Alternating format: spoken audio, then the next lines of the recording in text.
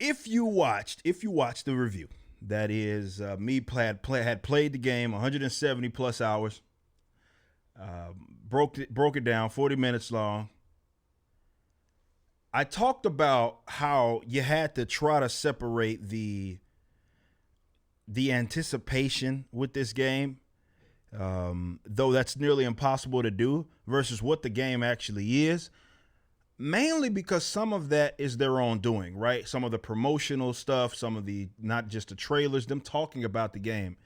And that's why I said that this isn't a bad game by any stretch of the imagination, but it's a disappointing one. It does a lot of things that don't seem fleshed out. So though there's a lot of gameplay that you can get out of it,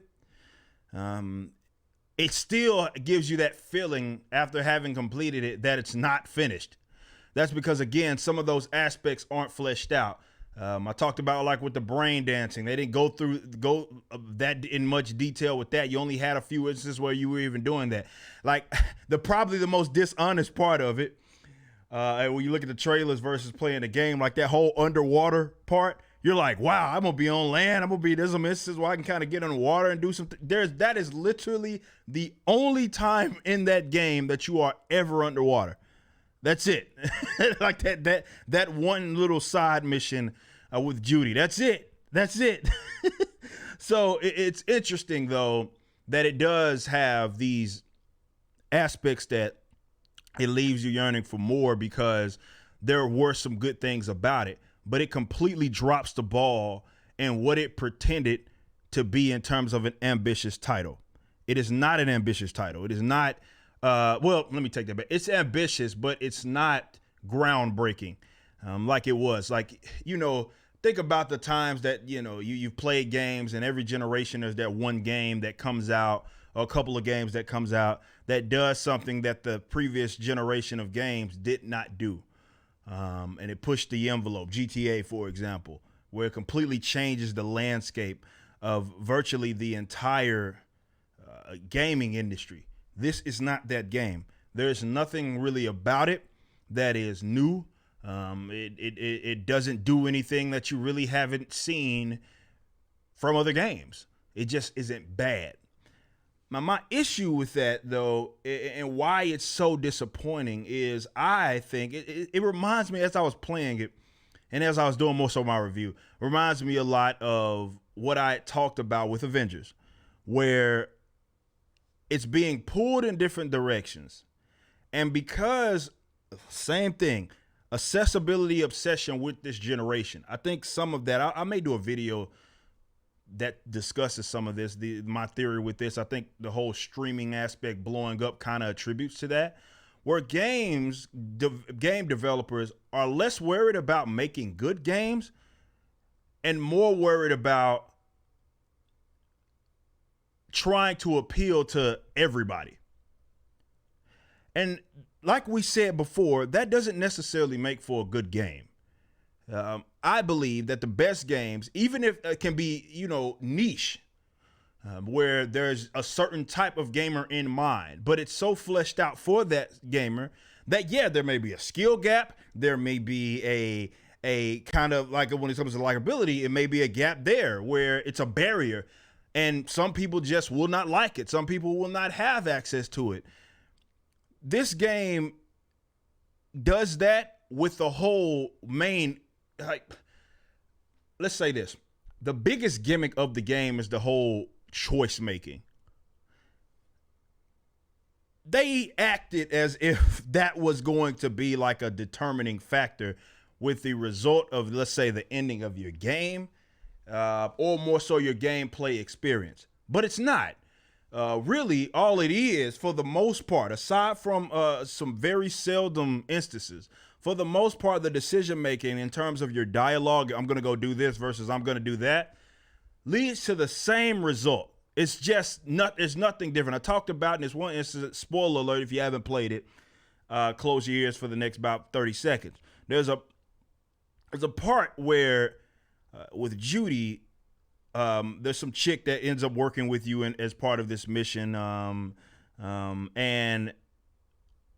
you at the end of that mission, because of course it goes up in flames, nothing goes according to plan. Certain dialogue options will will make her attack you so you can kill her. If you kill her or you don't kill her, it is the same. There's no consequence to it. The only thing that changes is the dialogue, where after that mission, Judy will acknowledge that you killed her. That's it, though. Nothing else comes from that. She walks away in the same in the same aspects. I don't know why that keeps happening, but it walks away she walks away just as she would if you killed her or you didn't. And I mentioned that in my review. That's a gimmick. The choice making is just different dialogue options that they gave the voice actors. That's really it. There are some times where it will adjust that individual mission, but as far as the conclusion of it, it has no bearing on it. And a lot of that, and that's perhaps the most disappointing part, because the longer part of the game, the stuff that takes the most time are completing the fixers mission and the side missions. Man, you can have 2 very long sessions in this game in 2 days and be done with it, with the main quest. Not so much with if you include the side quest. The unfortunate thing, because of that, the side quests or the fixers stuff, that has no bearing on the conclusion of this game for the most part. There's only 2 real mission chains that will give you, if you do complete them, they will give you like a different ending raid, right? Which all the endings are basically a big raid at the end, and then there's a fork at the road that has to do with a decision that you make. And that's the crazy thing about it, is that despite all of that, the only time that you really feel that your decision mattered and it actually changed something is at the very end. And unfortunately, you don't even get to live those consequences of it. Whether you took option A or B or whatever, at the end, there's no playing through, okay, this is how my world changes. There's no playing through that. So the one time that they do give you an option, which is at the very end, that seems to be significant, that's it. Like, you don't get to play it. It says, well, hey, the game's over with. You can go replay it if you want to, or it'll bounce you back before the last mission. So if you want to do that, you can do that. That's it. See, the reason why, though, that happens is, again, trying to appeal to that lowest common denominator, and they centered the main quest and I think a lot of that came maybe from complaints about the other games, but you can tell in the design issue of that game that it seemed to want to go the more RPG open world, where the actions had consequences. Then at some point they pivoted from it. The implementation of Keanu Reeves, I may have a different opinion about this, not with the story. He does his job with the story. But when you consider the overall landscape and what they did in terms of their execution of the game, his addition was a terrible addition. A terrible addition. Because they're trying to milk everything they can from this situation, right? So they want to utilize and they want to center this game around Keanu Reeves. That means, because they have to do that, it's very linear. It's a lot more linear than what you thought this game would have been. Because it has to work towards this end with Johnny Silverhand, which was stupid. It would have been one thing for them to leave that to let's say a side quest or something like that. That could have been a rabbit hole that you went down. But no, all conclusions have to point towards this whole instance with Keanu Reeves. So what it does is it makes virtually, aside from, like I say, 2 mission chains, which can alter, it doesn't alter necessarily the ending. What it does is it alters the ending raid, the ending gameplay moment. That's it. That's all it alters if you with 2 specific mission chains. But aside from that, everything else that you do is irrelevant. It's just things to do in the world. That's it. That's how it feels once you complete it. Once you complete the game, that is. All of those actions that you did virtually have no consequence towards the ending. So his addition actually hindered the game, because they're trying so hard to force the game player to this ending with Keanu Reeves, with the whole Johnny Silverhand thing. So because of that, the options are just gimmicky, right? It's just things that it makes, I guess, if you're, I don't know, if that's your type of thing, yeah, you get a couple of different dialogue options here and there, but even most of them are just irrelevant. Most of them don't change hardly anything, and you don't really bear the consequences of your actions when it comes to making that decision. So the decision making is just that, it's just a gimmick. It's just different dialogue options for the most part to reach the same exact conclusion. And that is really, it really shows itself by the end of the game. What I would have rather the game did was focused more on letting the player live out. Like, yes, of course you're going to have this overall narrative that you're trying to tell. But if they wanted to truly be groundbreaking, if they wanted to really truly say that this game pushes the envelope when it comes to the RPG experience, but it's a next gen RPG experience, and there will be hardly anybody that ends up in the same place. The funny thing is that could have been a thing. That could have been a thing. As you're playing the game, you're like, that could have easily been a thing. But because they're trying to force, and I think that it was because they wanted to give people that wanted to fly through the game and never touch it again, which I'm not going to, I don't really have a reason to touch it again until the DLC it ends up getting released. But for the player that just wants to fly through it, get his review out, and be done with it.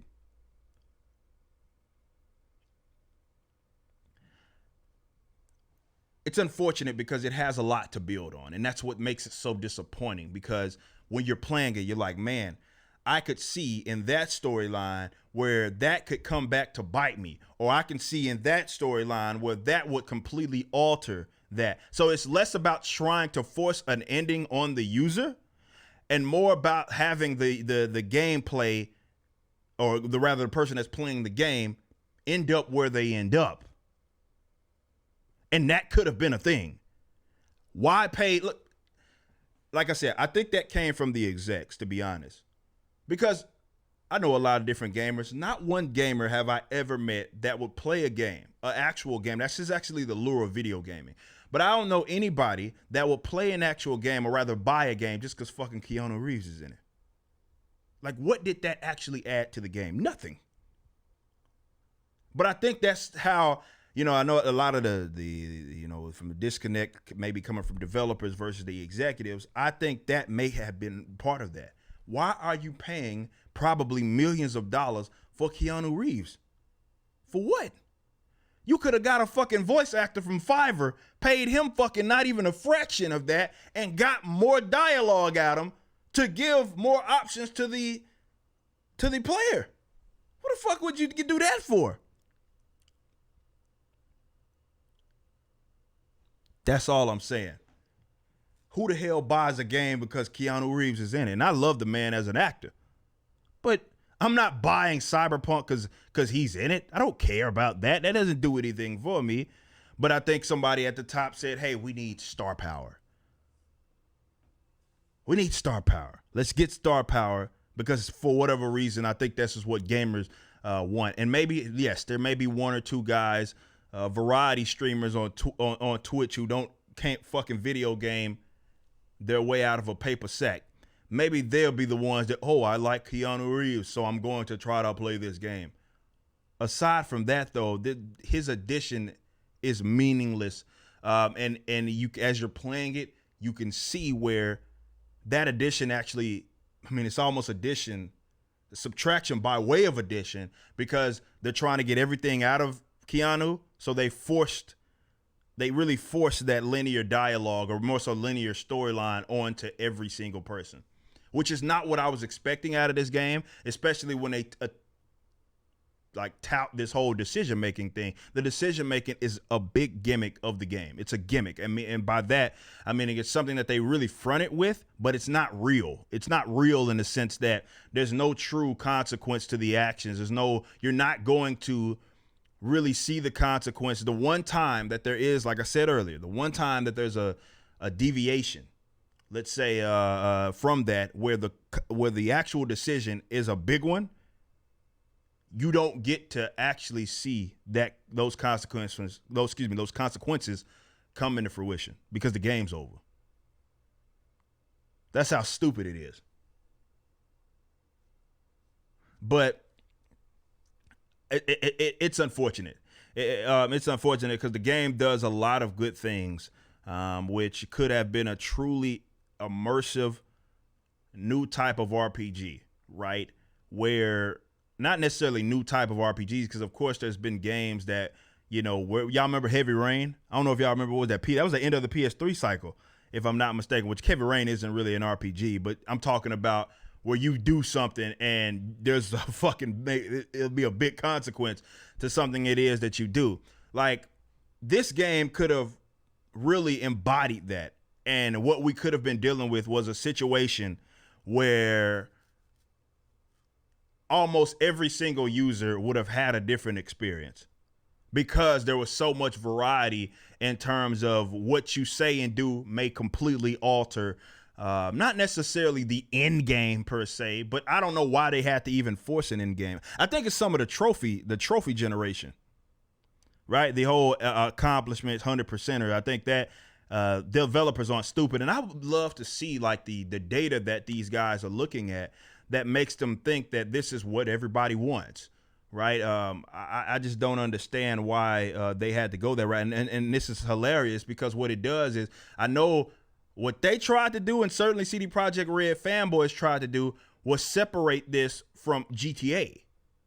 But you're almost forced to compare it to GTA, like the main story of GTA, because it's more so like one of those things where, because they're pigeonholing you in like this main narrative, that's what it ends up being like. You know what I'm saying? It has RPG aspects that, of course, GTA, the main, not GTA Online, the main GTA has, but now I'm almost forced to compare it because you went that route. You went that route. No, I didn't tell you to do that. You went that route.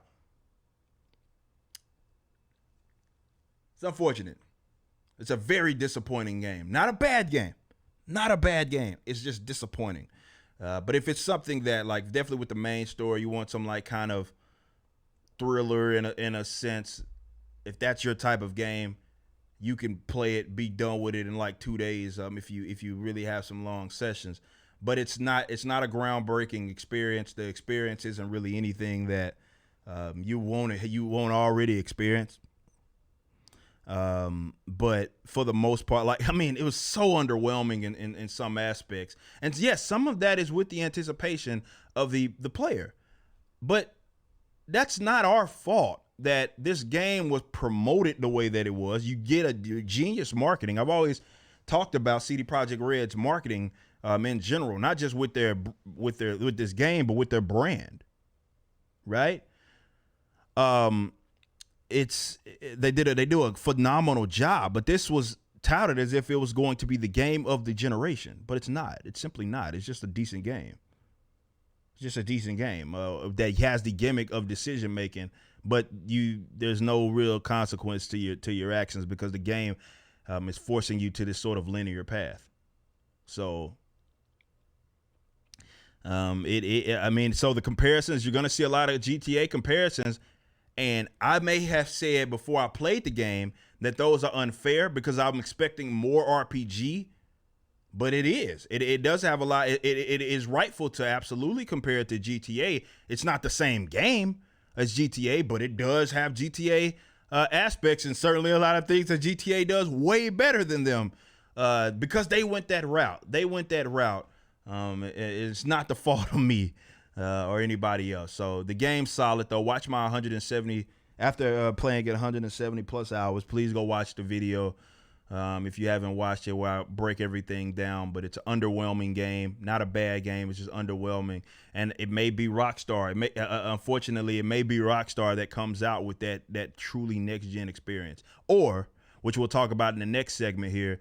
We'll see what Cyberpunk Online does, because that not only may be the way that they redeem themselves as a brand, that may be the way that they push the envelope where it's never been.